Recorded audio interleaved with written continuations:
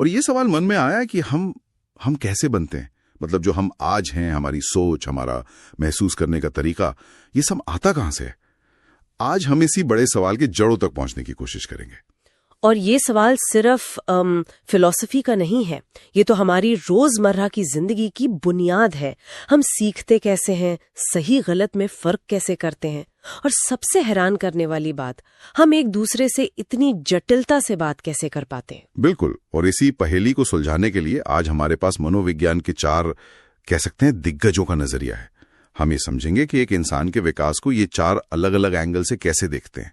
हमारे साथ है स्विट्जरलैंड के जीन पियाजे, फिर रूस के लेव वोइगोत्स्की और अमेरिका से लॉरेंस कोलबर्ग और नोम चॉम्स्की, जो नैतिकता और भाषा के रहस्यों से पर्दा उठाएंगे। हाँ, और हमारा मिशन सिर्फ इन थ्योरीज को दोहराना नहीं है, बल्कि ये देखना है कि ये एक दूसरे से कहाँ टकराती हैं, कहाँ मिलती हैं, और मिलकर इंसान के विकास की कौन सी पूरी तस्वीर बनाती हैं।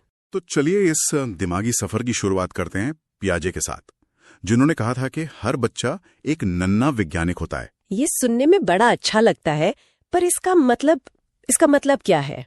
इसका मतलब बहुत गहरा है। देखिए, पियाजे से पहले माना जाता था कि बच्चे खाली घड़े जैसे होते हैं, जिनमें बड़े लोग ज्ञान भरते हैं। पियाजे ने इस सोच को पूरी तरह पलट दिया। उन्होंने कहा, नहीं, बच्चे खाली घड़े नहीं, बल्कि अपने ज्ञान के आर्किटेक्ट हैं। वो पैदाइश से ही जिज्ञासु होते हैं और दुनिया को समझने के लिए अपनी छोटी छोटी थियरीज बनाते हैं, फिर उन्हें अपने अनुभवों से टेस्ट करते हैं। बिल्कुल, एक साइंटिस्ट की तरह। हाँ, बिल्कुल। ये तो सोचने का पूरा तरीका ही बदल देता है। तो ये नन्हा वैज्ञानिक दुनिया को समझने के लिए किन पड़ावों से गुजरता है? पियाजे ने इसके 4 मुख्य पड़ाव या स्टेजेस बताई हैं। पहली है सेंसरी मोटर स्टेज, जो जन्म से करीब 2 साल तक चलती है। इस दौरान बच्चा दुनिया को अपनी इंद्रियों से, मतलब छू कर, चख कर, देख कर, इन सब से समझता है। फिर आती है प्री ऑपरेशनल स्टेज, 2 से 7 साल तक, जहां भाषा और कल्पना की उड़ान शुरू होती है। अच्छा, पर तर्क अभी कच्चा होता है। हाँ, तर्क अभी उतना मजबूत नहीं होता। और इसके बाद 7 से 11 साल की उम्र में आती है कंक्रीट ऑपरेशनल स्टेज। यहाँ बच्चा तर्क करना तो सीखता है, लेकिन सिर्फ उन चीजों के बारे में जिन्हें वो देख या छू सकता है। और आखिर में 11 साल के बाद आती है फॉर्मल ऑपरेशनल स्टेज, जहां सोच अमूर्त यानी एब्स्ट्रैक्ट हो जाती है। बिल्कुल, अब वो न्याय, प्यार या आजादी जैसे आइडियाज के बारे में भी तार्किक ढंग से सोच सकता है। मुझे पहली स्टेज की एक बात हमेशा बहुत दिलचस्प लगती है, ऑब्जेक्ट परमानेंस। जब मैंने इसके बारे में पहली बार पढ़ा था तो मुझे अपने भतीजे का चेहरा याद आ गया था जब वो पीकाबू खेलता था। तब मुझे समझ आया कि वो सिर्फ एक खेल नहीं, बल्कि उसके दिमाग के विकास का एक बहुत बड़ा सबूत है। बिल्कुल सही पकड़ा आपने। एक छोटे बच्चे के लिए जो चीज आंखों के सामने नहीं है, वो दुनिया में ही नहीं है। लेकिन धीरे धीरे, लगभग 8-9 महीने का होते होते, वो ये समझने लगता है कि अगर खिलौना चादर के नीचे है तो वो गायब नहीं हुआ है। वो समझने लगता है कि माँ कमरे से बाहर चली भी गई है तो भी उसका अस्तित्व खत्म नहीं हुआ। और ये एक बहुत बड़ी दिमागी छलांग है। हाँ, बहुत बड़ी, और यही समझ आगे की सारी लर्निंग की नींव रखती है। लेकिन पियाजे की ये तस्वीर थोड़ी अकेली अकेली सी नहीं लगती, जैसे बच्चा एक लैब में बैठा कोई वैज्ञानिक हो जिस पर बाहरी दुनिया का कोई खास असर नहीं पड़ रहा।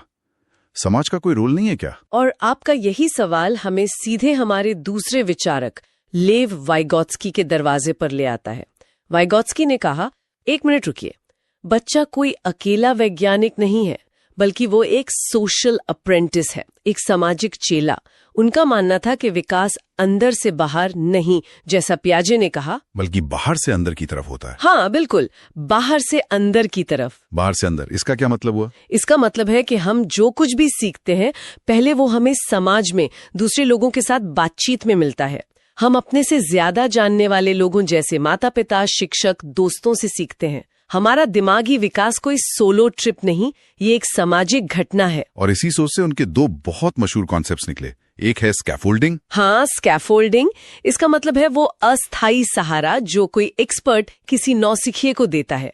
ये किसी इमारत के बनने के वक्त लगने वाले मचान जैसा है। जैसे ही इमारत तैयार हो जाती है, मचान हटा लिया जाता है। इसका सबसे अच्छा उदाहरण शायद साइकिल चलाना सीखना है। बिल्कुल, है ना? याद है कैसे कोई बड़ा पीछे से साइकिल को पकड़ के सहारा देता था।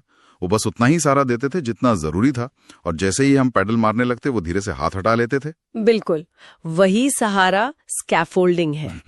और ये सिर्फ बच्चों तक सीमित नहीं है। सोचिए, एक सीनियर सर्जन एक ट्रेनी डॉक्टर को ऑपरेशन करना सिखाता है, वो भी तो एक तरह की स्कैफोल्डिंग ही है। सही बात है। और उनका दूसरा बड़ा आइडिया था जोन ऑफ प्रॉक्सिमल डेवलपमेंट या ZPD। ये सुनने में थोड़ा टेक्निकल लगता है, पर इसका आइडिया बहुत सीधा है। ZPD वो जादुई दायरा है जो उन दो चीजों के बीच में है। एक जो आप अकेले कर सकते हैं, और दूसरा जो आप किसी की मदद से कर सकते हैं। अच्छा, यही वो स्वीट स्पॉट है जहां सबसे अच्छी और सबसे तेजी से लर्निंग होती है। एक अच्छा टीचर हमेशा इसी जोन में पढ़ाने की कोशिश करता है, न इतना आसान कि आप बोर हो जाएं और न इतना मुश्किल कि आप हार मान ले। वाइगॉत्स्की की एक और बात मुझे बहुत पसंद है, प्राइवेट स्पीच। जब बच्चे खेलते हुए खुद से बुदबुदाते हैं। मैं तो आज भी जब कोई मुश्किल काम करता हूं तो खुद से बात करता हूं। और आप अकेले नहीं हैं। वाइगॉत्स्की ने कहा कि ये कोई बेकार की बकबक नहीं है, बल्कि ये हमारे दिमाग का खुद को निर्देश देने का तरीका है। बच्चे अपनी सोच को व्यवस्थित करने के लिए ऐसा करते हैं, और धीरे धीरे ये आवाज दिमाग के अंदर चली जाती है और हमारी आंतरिक सोच बन जाती है। तो यहाँ एक बड़ा सवाल खड़ा होता है। एक तरफ पियाजे हैं जो विकास को एक जैविक प्रक्रिया की तरह देखते हैं, दूसरी तरफ वाइगॉत्स्की हैं जो कहते हैं कि सब कुछ समाज पर निर्भर करता है। तो क्या ये दोनों एक दूसरे के दुश्मन हैं या इनके बीच कोई पुल बन सकता है? ये एक शानदार सवाल है, और अब ज्यादातर एक्सपर्ट्स मानते हैं कि ये दोनों दुश्मन नहीं, बल्कि एक ही सिक्के के दो पहलू हैं। पियाजे ने हमें विकास का क्या बताया, वो अढांचा, वहीं वाइगॉत्स्की ने हमें कैसे बताया, वो सामाजिक उपकरण जो इस विकास को रफ्तार देते हैं। मतलब आप किसी बच्चे को तब तक कैलकुलस नहीं सिखा सकते जब तक उसका दिमाग पियाजे की फॉर्मल ऑपरेशनल स्टेज के लिए तैयार ना हो। लेकिन सही मार्गदर्शन और स्कैफोल्डिंग से, सही स्कैफोल्डिंग से वो उस स्टेज तक जल्दी और बेहतर तरीके से पहुंच सकता है। कमाल है। तो समाज हमें सिर्फ सोचना ही नहीं सिखाता, बल्कि ये भी सिखाता है कि क्या सही है और क्या गलत। और यहीं से हमारा सफर हमारे तीसरे विचारक लॉरेंस कोलबर्ग की तरफ मुड़ता है। हाँ, कोलबर्ग इस बात से हैरान थे कि हमारी सही गलत की समझ समय के साथ कैसे बदलती है, और इसे परखने के लिए उन्होंने लोगों के सामने कुछ नैतिक दुविधाएं रखीं, जिनमें सबसे मशहूर है हाइंज डिलेमा। कहानी कुछ ऐसी है कि हाइंज नाम के एक आदमी की पत्नी और सिर्फ एक ही दवा है जो उसे बचा सकती है, लेकिन वो दवा बनाने वाला केमिस्ट उसकी लागत से 10 गुना ज्यादा पैसे मांग रहा है। हाइंज बेचारा हर जगह से पैसे उधार लेता है, पर सिर्फ आधी रकम ही जमा कर पाता है। वो केमिस्ट से मिन्नतें करता है, पर वो मना कर देता है। तो अब सवाल ये है कि क्या हाइंज को अपनी पत्नी की जान बचाने के लिए दवा चुरा लेनी चाहिए? यहाँ कोलबर्ग के लिए ये जानना जरूरी नहीं था कि आपका जवाब हाँ है या ना है। उनके लिए जरूरी था आपके जवाब के पीछे का क्यों। आपका तर्क क्या है? और इन्हीं तर्कों के आधार पर उन्होंने नैतिकता के 3 मुख्य स्तर बताए। पहला स्तर क्या है? पहला है प्री कन्वेंशनल स्तर, जो ज्यादातर छोटे बच्चों में पाया जाता है। इस स्तर पर सही गलत का फैसला सजा और इनाम से तय होता है। अगर इस स्तर का बच्चा सोचेगा तो वो कहेगा नहीं, हाइंज को चोरी नहीं करनी चाहिए, क्योंकि अगर वो पकड़ा गया तो उसे जेल हो जाएगी। अच्छा, मतलब सारा ध्यान खुद पर पड़ने वाले असर पर है।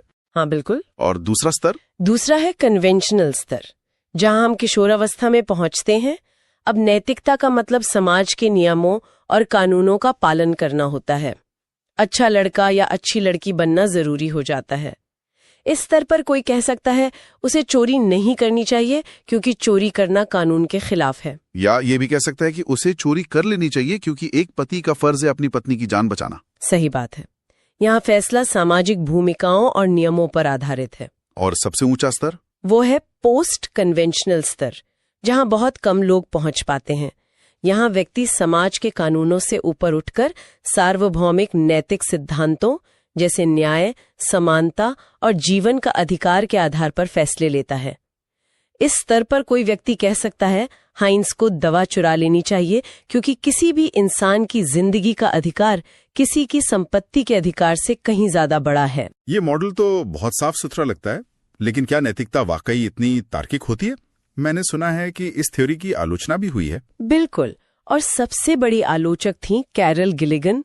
उन्होंने कहा कि कोलबर्ग का पूरा मॉडल सिर्फ पुरुषों के जवाबों पर आधारित है और ये न्याय की नैतिकता पर जोर देता है।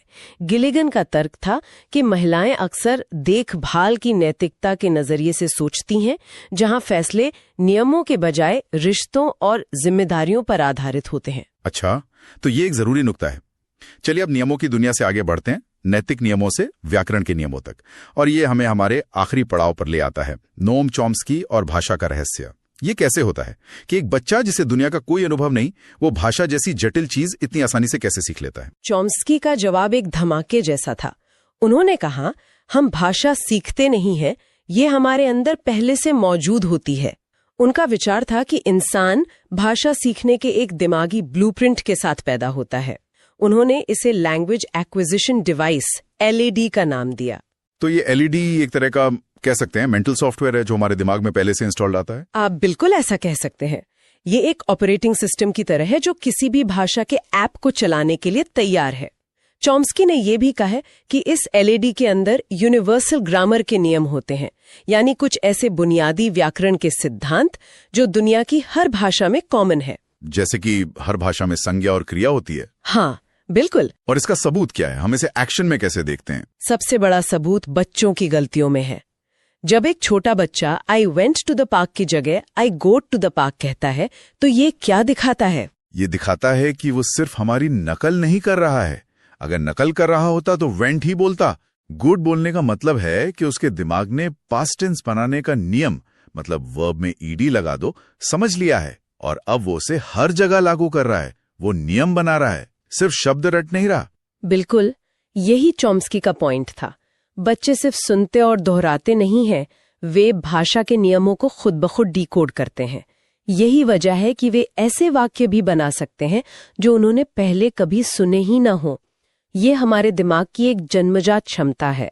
तो आज हमने विकास की एक बहुत बड़ी तस्वीर के 4 अलग अलग टुकड़ों को जोड़ा। पियाजे का नन्हा वैज्ञानिक जो अपनी समझ खुद बनाता है, वाइगॉट्स्की का सामाजिक चेला जो दूसरों की मदद से सीखता है, कोलबर्ग का नैतिक दार्शनिक जो सही गलत की सीढ़ियां चढ़ता है, और चॉम्स्की का जन्मजात भाषाविद जिसके दिमाग में व्याकरण का ब्लूप्रिंट है। हाँ, और ये सिर्फ 4 अलग अलग कहानियां नहीं हैं, ये वो 4 धागे हैं जो मिलकर इंसान बनने की जटिल कहानी बुनते हैं। तो आखिर में सुनने वालों के लिए एक सवाल छोड़ जाते हैं। जरूर। तो इन 4 ताकतों में से हमारा अंदरूनी जैविक विकास, हमारा सामाजिक माहौल, हमारी विकसित होती नैतिकता और भाषा की हमारी जन्मजात क्षमता, आपकी अपनी कहानी को सबसे ज्यादा किसने शक्ल दी है? क्या आपका सफर एक अकेले वैज्ञानिक जैसा था, एक सामाजिक प्रशिक्षु जैसा, या इन सभी का एक अनूठा मिश्रण?